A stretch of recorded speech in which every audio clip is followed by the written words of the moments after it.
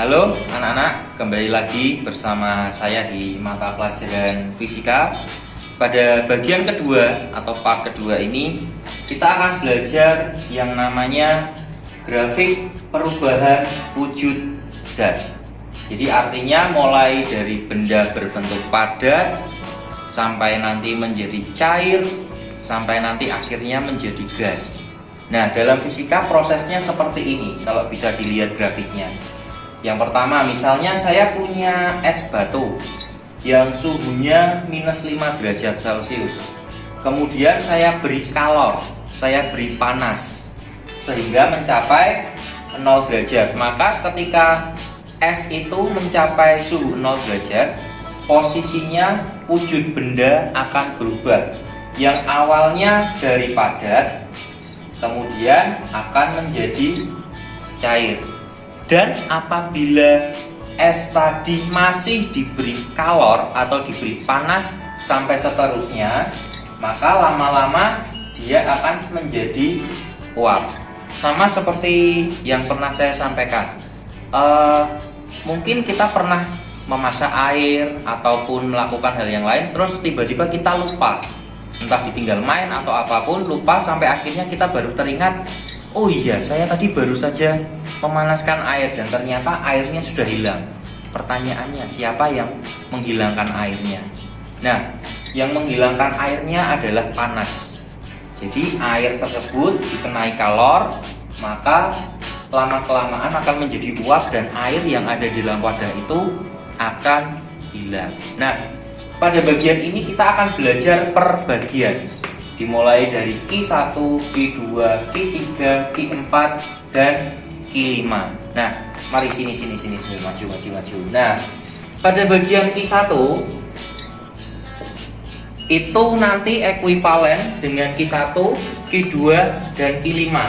Jadi saya tuliskan di sini Q1 sama dengan Q3 sama dengan Q5.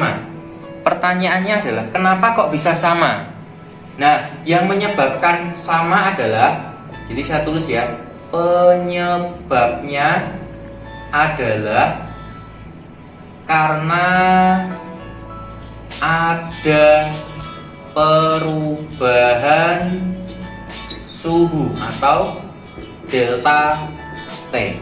Oke, sampai sini dulu jelas bahwa kalau kita lihat ke grafik, ini ada grafik Q1, dia posisinya naik. Nah, Q3 ini juga posisinya naik. Q5 ini juga naik. Karena naik inilah, coba kita lihat ke sini. Di sini suhunya ada minus 5 sampai menjadi 0. Berarti di posisi ini mana yang awal, mana yang akhir. Ya, dalam posisi Q1 yang dimaksud dengan T awal itu berarti adalah yang minus 5. Kemudian untuk yang T akhir berarti adalah yang 0. Oke, sampai sini dulu jelas ya. Nanti silakan bisa diulang-ulang kembali videonya. Lanjut ke yang Q3. Nah, pertanyaan tuh yang Q3 berarti manakah yang T0 dan manakah yang T akhir atau T awal, T akhir. Kita lihat di sini. Jadi Q3 ini adalah dari 0 sampai dengan 100. Nah, pertanyaannya adalah yang T0 mana, yang T akhir mana? Jawabannya sederhana. Garisnya ini kan naik. Maka dimulai dari bawah otomatis yang 0 ini adalah suhu awal dan akhir garisnya adalah di angka 100. Maka T1-nya atau T akhirnya sama dengan 100. Nah, terus kemudian bagaimana dengan Q5?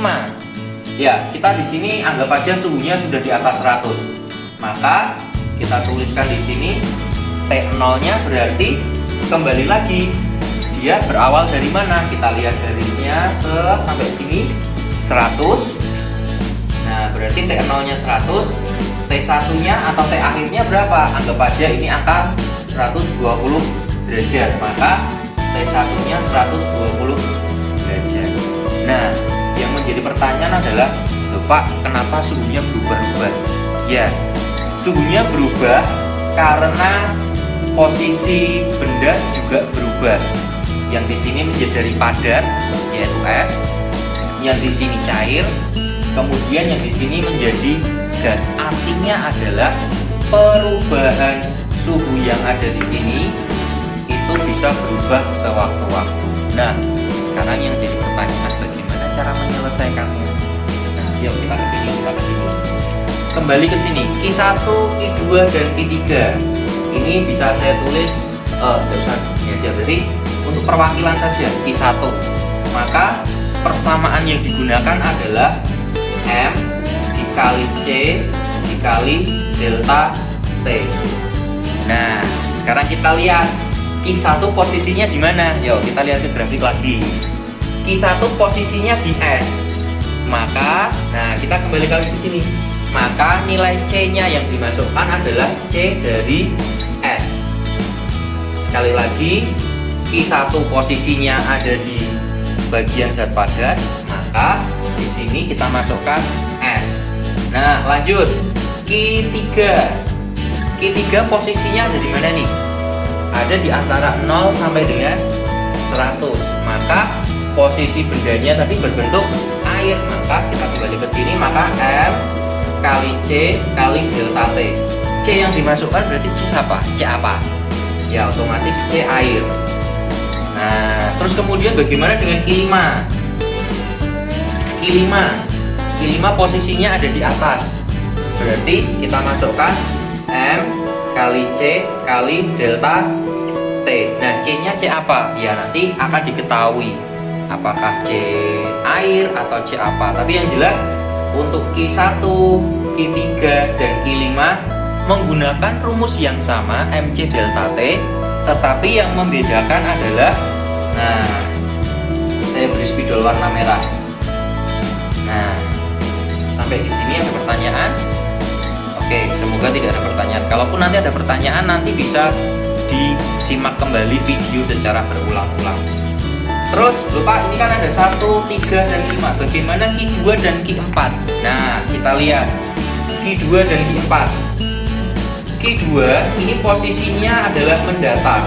Menurut kalian perlu ada perubahan suhunya ada? Jawabannya tidak, karena suhunya masih stabil di angka 0 derajat. Sehingga untuk penyelesaian Q2, maka kita tinggal memasukkan M kali L. Kenapa kok L? Karena posisinya adalah melebur. Sekali lagi, Q2 menggunakan persamaan M kali L karena posisinya adalah melebur. Nah, berarti ini dimasukkan L-nya siapa? L-nya miliknya S. Terus kemudian berarti 1, 2, 3. Nah, sekarang Q4. Nah, Q4 bagaimana? Maka kita gunakan M kali U, atau kalau kemarin di kelas saya menyampaikan MU. Q sama dengan MU atau Manchester United. Nah, tapi M kali U. U di sini adalah kalor uap air. Nah, karena di Q4 posisinya sudah berada di suhu 100 derajat, maka sudah dalam bentuk akan mendidih. Jadi inilah persamaan-persamaan yang digunakan untuk menghitung antara Q1, Q3, Q5, Q2, dan Q4. Oke, demikian untuk penjelasan dari part kedua. Semoga bisa membantu pemahaman kalian. Terima kasih.